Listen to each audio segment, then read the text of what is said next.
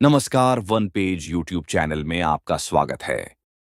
आज सुनिए मुंशी प्रेमचंद की लिखी कहानी प्रेम का उदय। भोंदू पसीने में तर लकड़ी का एक गट्ठा सिर पर लिए आया और उसे जमीन पर पटककर बंटी के सामने खड़ा हो गया, मानो पूछ रहा हो, क्या अभी तेरा मिजाज ठीक नहीं हुआ? संध्या हो गई थी, फिर भी लू चलती थी और आकाश पर गर्द छाई हुई थी। प्रकृति रक्त शून्य देह की भांति शिथिल हो रही थी। भोंदू प्रात काल घर से निकला था। दोपहरी उसने एक पेड़ की छां में काटी थी। समझा था इस तपस्या से देवी जी का मुंह सीधा हो जाएगा, लेकिन आकर देखा तो वह अब भी कोप भवन में थी। भोंदू ने बातचीत छेड़ने के इरादे से कहा, लो एक लोटा पानी दे दो, बड़ी प्यास लगी है। मर गया सारे दिन। बाजार में जाऊंगा तो 3 आने से बेसी न मिलेंगे। 2-4 सैकड़े मिल जाते तो मेहनत सफल हो जाती। बंटी ने सिरकी के अंदर बैठे बैठे कहा, धर्म भी लूटोगे और पैसे भी, मुंह धो रखो। भोंदू ने वे सिकोड़ कर कहा, क्या धर्म बकती है? धर्म करना हंसी खेल नहीं है। धर्म वह करता है जिसे भगवान ने माना हो। हम क्या खाकर धर्म करें? भरपेट चबेना तो मिलता नहीं, धर्म करेंगे। बंटी ने अपना वार ओझा पड़ता देखकर चोट पर चोट की। संसार में कुछ ऐसे भी महात्मा हैं जो अपना पेट चाहे न भर सकें, पर पड़ोसियों को नेवता देते फिरते हैं, नहीं तो सारे दिन बन लकड़ी न तोड़ते फिरते। ऐसे धर्मात्मा लोगों को महरिया रखने की क्यों सूझती है, यही मेरी समझ में नहीं आता। धर्म की गाड़ी क्या अकेले नहीं खींचते बनते? भोंदू इस चोट से तिलमिला गया। उसकी जहरदार नसें तन गईं, माथे पर बल पड़ गए। इस अबला का मुंह वह एक डपट में बंद कर सकता था, पर डॉटटपट उसने न सीखी थी। जिसके पराक्रम की सारे कंजड़ों में धूम थी, जो अकेला 150 जवानों का नशा उतार सकता था, वह इस अबला के सामने चू तक न कर सका। दबी जबान से बोला, महरिया धर्म बेचने के लिए नहीं लाई जाती, धर्म पालने के लिए लाई जाती है। यह कंजर दंपति आज 3 दिन से और कई कंजर परिवारों के साथ इस बाग में उतरा हुआ था। सारे बाग में सिरकियां ही सिरकियां दिखाई देती थी। उसी 3 हाथ चौड़ी और 4 हाथ लंबी सिरकी के अंदर एक पूरा परिवार जीवन के समस्त व्यापारों के साथ कल्पवास सा कर रहा था। एक किनारे चक्की थी, एक किनारे रसोई का स्थान, एक किनारे 2 अनाज के मटके। द्वार पर एक छोटी सी खटोली बालकों के लिए पड़ी थी। हर एक परिवार के साथ 2-2 भैंसे या गधे थे। जब डेरा कूच होता था तो सारी गृहस्थी इन जानवरों पर लाद दी जाती थी। यही इन कंजड़ों का जीवन था। सारी बस्ती एक साथ चलती थी। आपस में ही शादी ब्याह, लेन देन, झगड़े टंटे होते रहते थे। इस दुनिया के बाहर वाला अखिल संसार उनके लिए केवल शिकार का मैदान था। उनके किसी इलाके में पहुंचते ही वहां की पुलिस तुरंत आकर अपनी निगरानी में ले लेती थी। पड़ाव के चारों तरफ चौकीदार का पहरा हो जाता था। स्त्री या पुरुष किसी गांव में जाते तो 2-4 चौकीदार उनके साथ हो लेते थे। रात को भी उनकी हाजिरी ली जाती थी। फिर भी आसपास के गांव में आतंक छाया हुआ था, क्योंकि कंजर लोग बहुधा घरों में घुसकर जो चीज चाहते उठा लेते और उनके हाथ में जाकर कोई चीज लौट न सकती थी। रात में ये लोग अक्सर चोरी करने निकल जाते थे। चौकीदारों को उनसे मिले रहने में ही अपनी कुशल दिखती थी।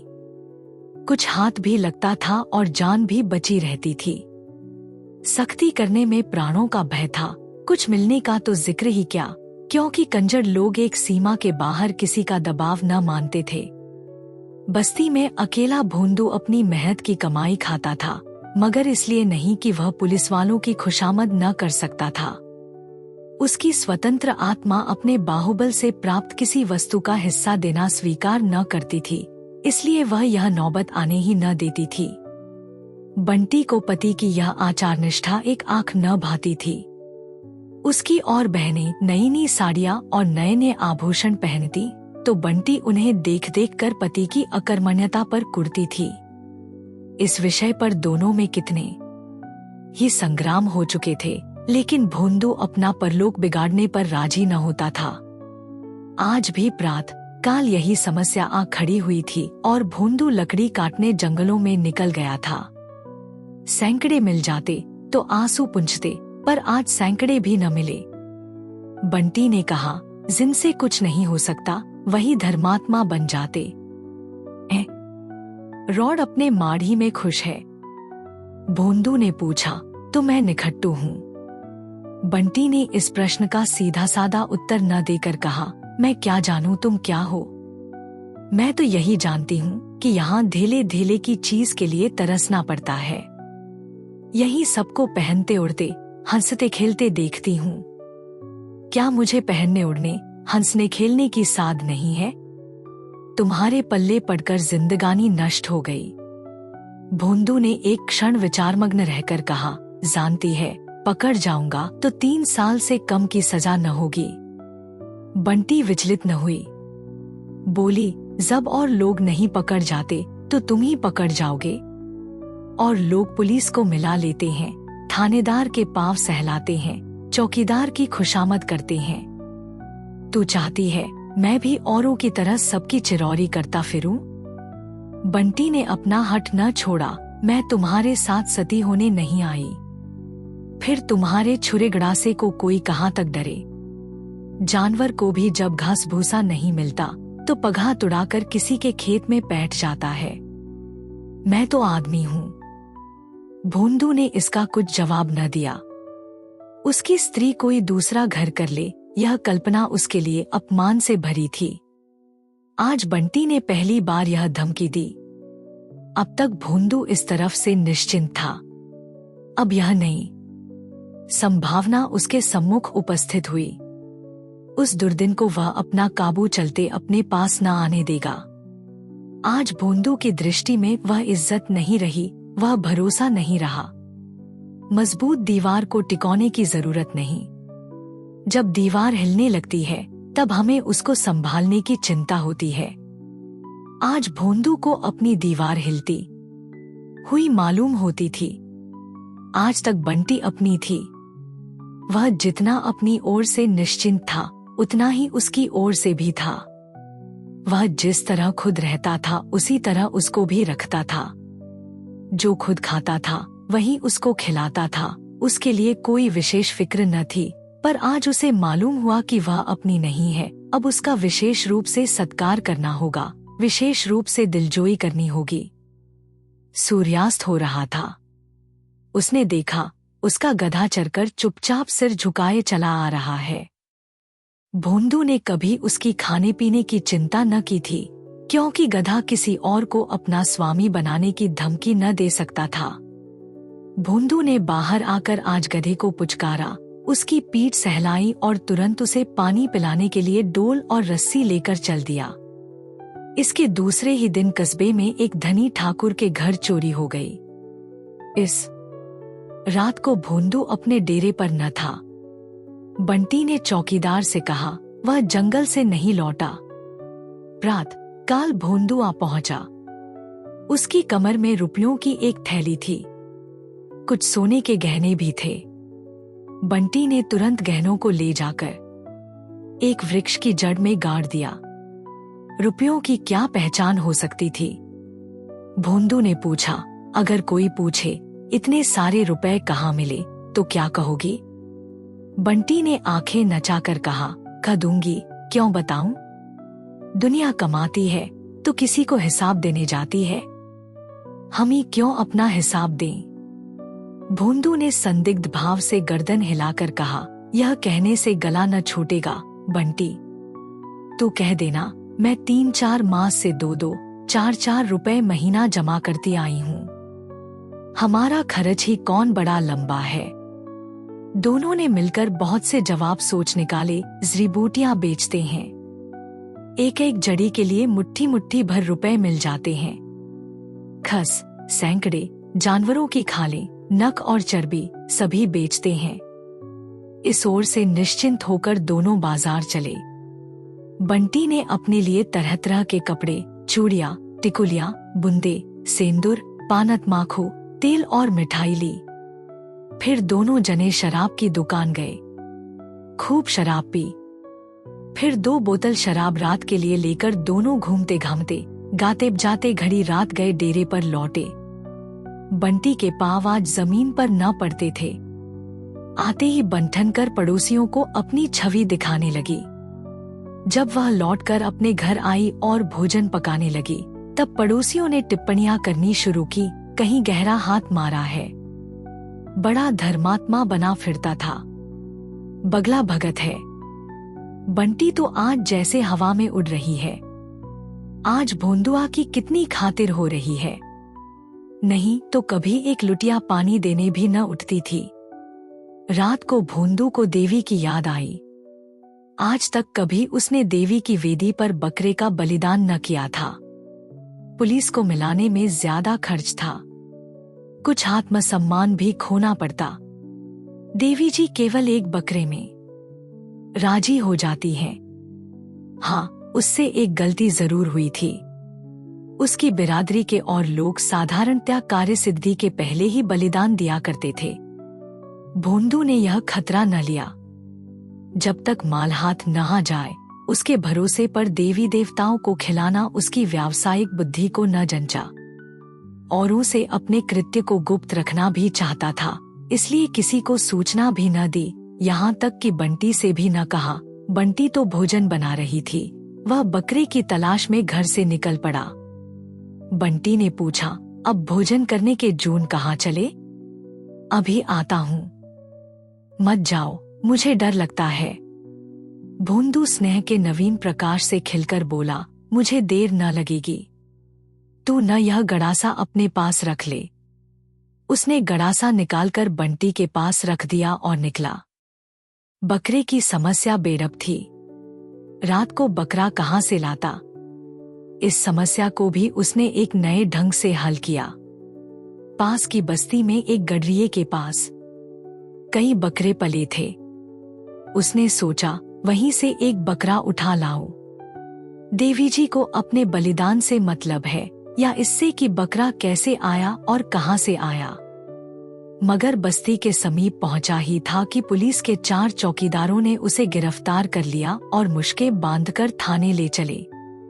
बंटी भोजन पकाकर अपना बनाव सिंगार करने लगी। आज उसे अपना जीवन सफल जान पड़ता था। आनंद से खिली जाती थी। आज जीवन में पहली बार उसके सिर में सुगंधित तेल पड़ा। आईना उसके पास एक पुराना अंधासा पड़ा हुआ था। आज वह नया आईना लाई थी। उसके सामने बैठकर उसने अपने केश संवारे, मुंह पर उपटन मला।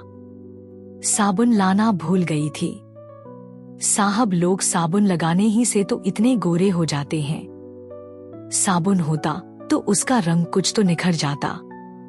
कल वह अवश्य साबुन की कई बट्टियां लाएगी और रोज लगाएगी। केश गूंथकर उसने माथे पर अलसी का लुआब लगाया, जिसमें बाल न बिखरने पाए। फिर पान लगाए, चूना ज्यादा हो गया था। गलफड़ों में छाले पड़ गए, लेकिन उसने समझा शायद पान खाने का यही मजा है। आखिर कड़वी मिर्च भी तो लोग मजे में खाते हैं।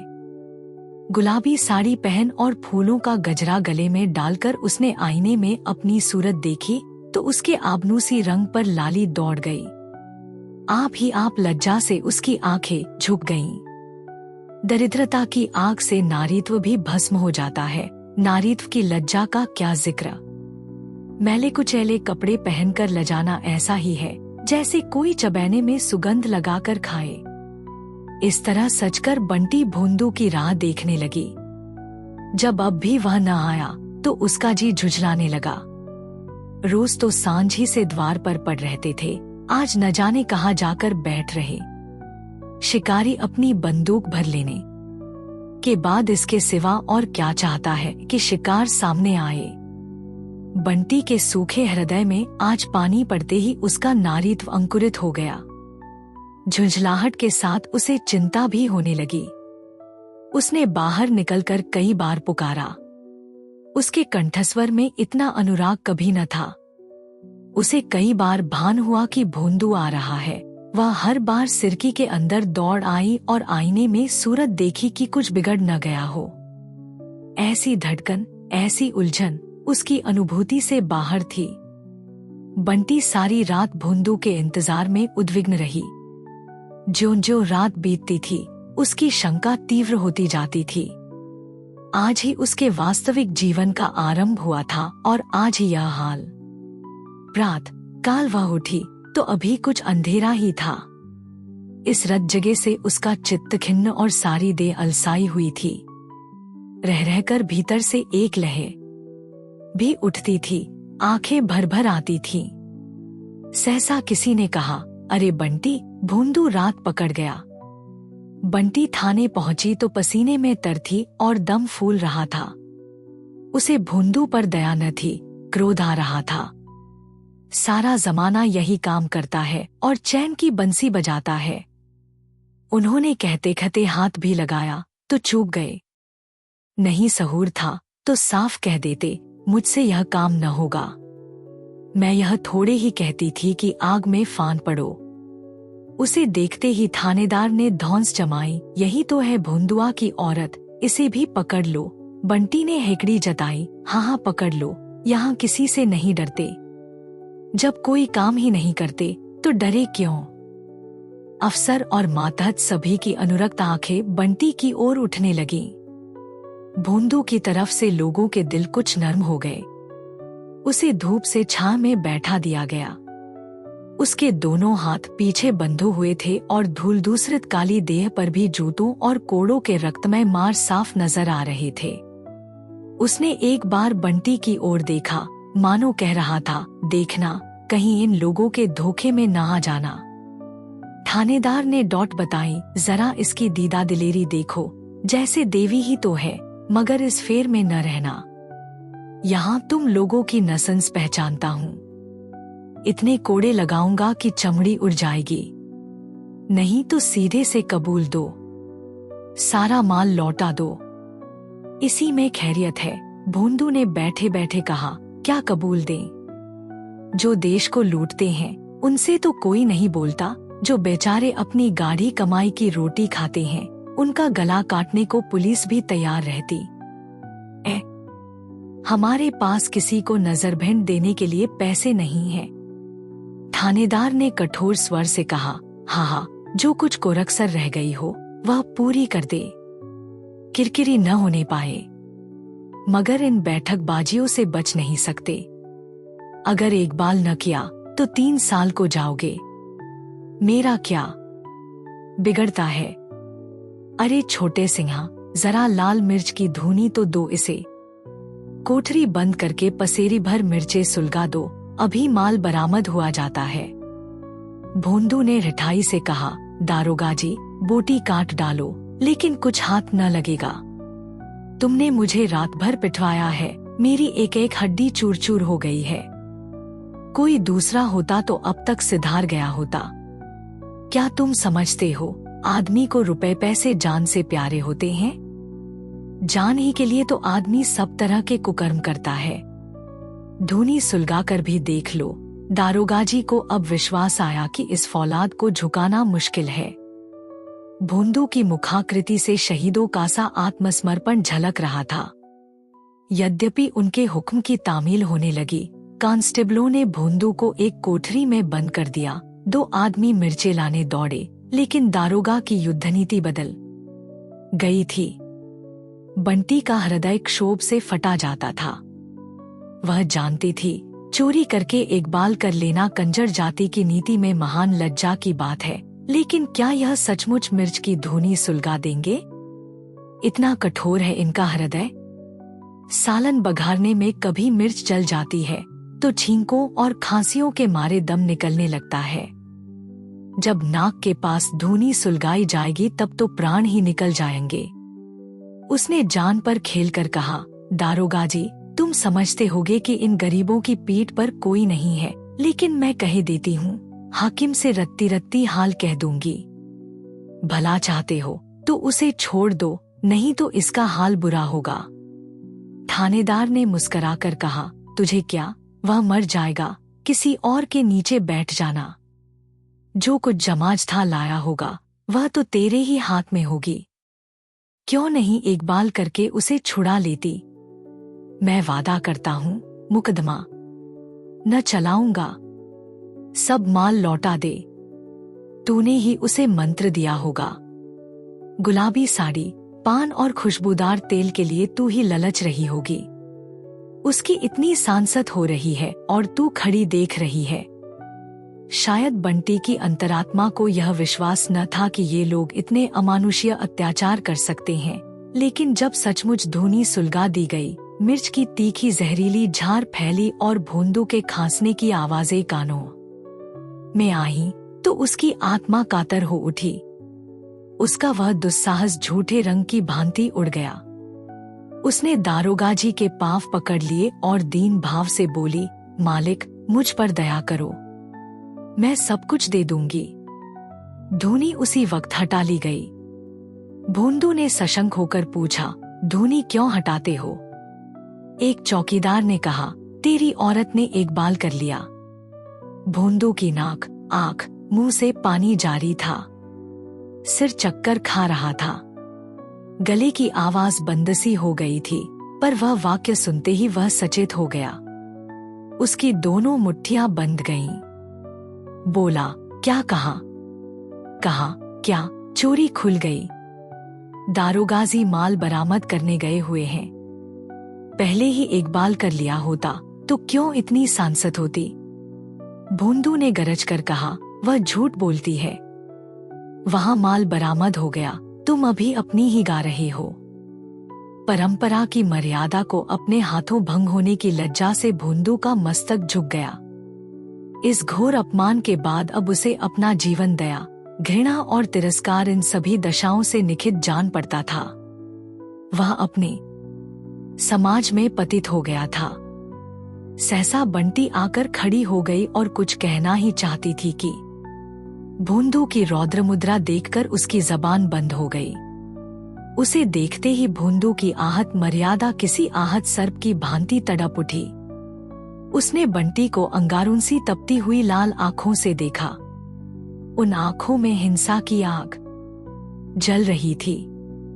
बंटी सिर से पांव तक कांप उठी। वह उल्टे पांव वहां से भागी। किसी देवता के अग्निबाण के समान वे दोनों अंगारों सी आंखें उसके हृदय में चुभने लगी। थाने से निकलकर बंटी ने सोचा, अब कहाँ जाऊं? भोंदू उसके साथ होता तो वह पड़ोसियों के तिरस्कार को सह लेती। इस दशा में उसके लिए अपने घर जाना असंभव था। वे दोनों अंगारे सी आंखें उसके हृदय में चुभी जाती थी, लेकिन कल की सौभाग्य विभूतियों का मोह उसे डेरे की ओर खींचने लगा। शराब की बोतल अब भी भरी धारी थी। फुलौड़िया छींके पर हाड़ी में धारी थी। वह तीव्र लालसा, जो मृत्यु को सम्मुख देखकर भी संसार के भोग्य पदार्थों की ओर मन को चलायमान कर देती है, उसे खींचकर डेरे की ओर ले चली। दोपहर हो गया था। वह पहाड़ पर पहुंची तो सन्नाटा छाया हुआ था। अभी कुछ देर पहले जो स्थान जीवन का क्रीड़ा क्षेत्र बना हुआ था, बिल्कुल निर्जन हो गया था। बिरादरी वालों के तिरस्कार का सबसे भयंकर रूप था। सभी ने उसे त्याज्य समझ लिया। केवल उसकी सिरकी उस निर्जनता में रोती हुई खड़ी थी। बंटी ने उसके अंदर पांव रखे तो उसके मन की कुछ वही दशा हुई जो अकेला घर देखकर किसी चोर की होती है। कौन कौन सी चीज समेटे। उस कुटी में उसने रो रो कर 5 वर्ष काटे थे, पर आज उसे उससे वही ममता हो रही थी जो किसी माता को अपने दुर्गुणी पुत्र को देखकर होती है, जो बरसों के बाद परदेश से लौटा हो। हवा से कुछ चीजें इधर उधर हो गई थी। उसने तुरंत उन्हें संभाल कर रखा। फुलौड़ियों की हाड़ी छींके पर कुछ ठंडी हो गई थी। शायद उस पर बिल्ली झपटी थी। उसने जल्दी से हाड़ी उतार कर देखी। फुलौड़िया अछूती थी। पान पर जो गीला कपड़ा लपेटा था वह सूख गया था। उसने तुरंत कपड़ा तर कर दिया। किसी के पांव की आहट पाकर उसका कलेजा धक से हो गया। भोंदू आ रहा है। उसकी वह दोनों अंगारे सी आंखें, उसके रोए खड़े हो गए। भोंदू के क्रोध का उसे 2-1 बार अनुभव हो चुका था, लेकिन उसने दिल को मजबूत किया। क्यों मारेगा? कुछ कहेगा, कुछ पूछेगा, कुछ सवाल जवाब करेगा कि यूं ही गड़ासा चला देगा। उसने उसके साथ कोई बुराई नहीं की, आफत से उसकी जान बचा ली। मरजात जान से प्यारी नहीं होती, भोंदू को होगी, उसे नहीं है। क्या इतनी सी बात के लिए वह उसकी जान ले लेगा? उसने सिरकी के द्वार से झांका।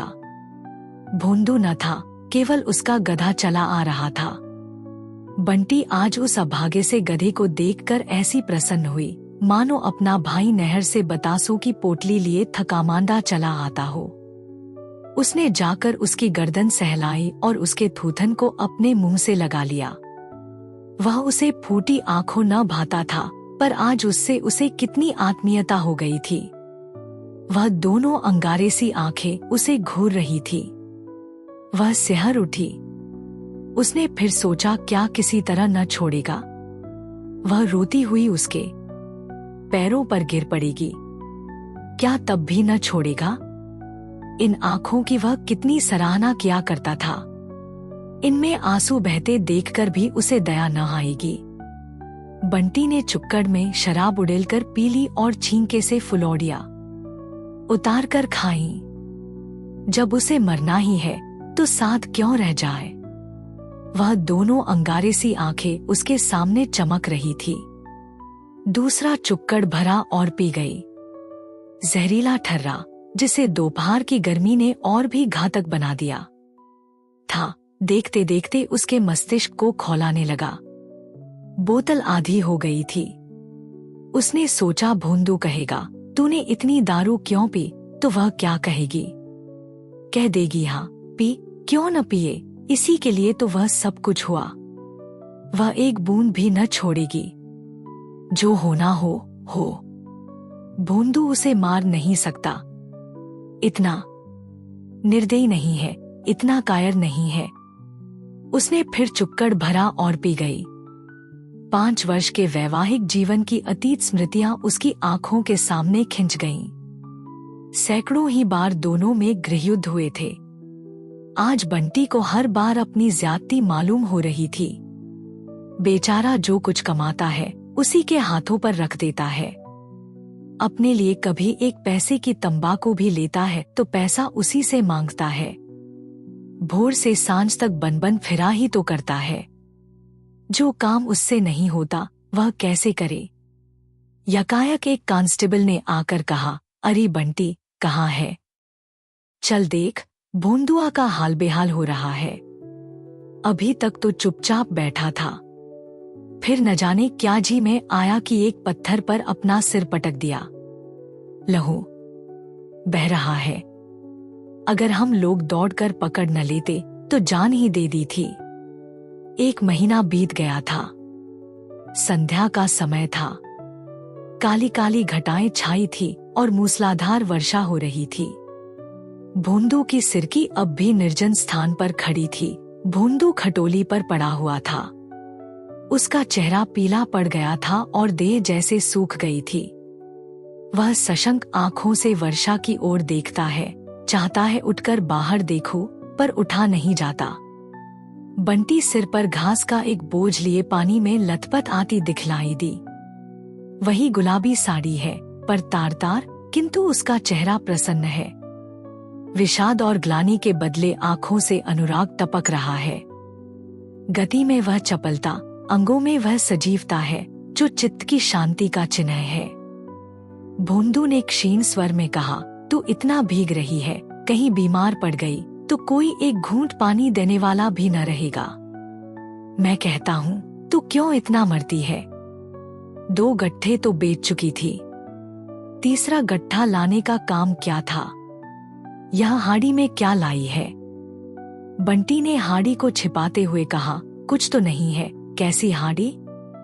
भोंदू जोर लगाकर खटोली से उठा, अंचल के नीचे छिपी हुई हाड़ी खोल दी और उसके भीतर नजर डालकर बोला, अभी लौटा नहीं तो मैं हाड़ी फोड़ दूंगा। बंटी ने धोती से पानी निचोड़ते हुए कहा, जरा आईने में सूरत देखो।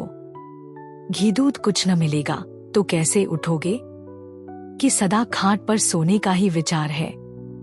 भोंदू ने खटोली पर लेटते हुए कहा, अपने लिए तो एक साड़ी नहीं लाई। कितना कह के हार गया। मेरे लिए घी और दूध सब चाहिए। मैं घी न खाऊंगा। बंटी ने मुस्कुराकर कहा, इसीलिए तो घी खिलाती हूँ कि तुम जल्दी से काम धंधा करने लगो और मेरे लिए साड़ी लाओ। भोंदू ने मुस्कुराकर कहा, तो आज जाकर कहीं सेंधा मारू। बंटी ने उसके गाल पर एक ठोकर देकर कहा, पहले मेरा गला काट देना, तब जाना। अगर आपको यह कहानी पसंद आई तो सब्सक्राइब करें और बेल आइकन दबाएं। अपने सुझाव कमेंट बॉक्स में बताएं। अगली कहानी तक शब्दों की दुनिया में डूबे रहे। धन्यवाद।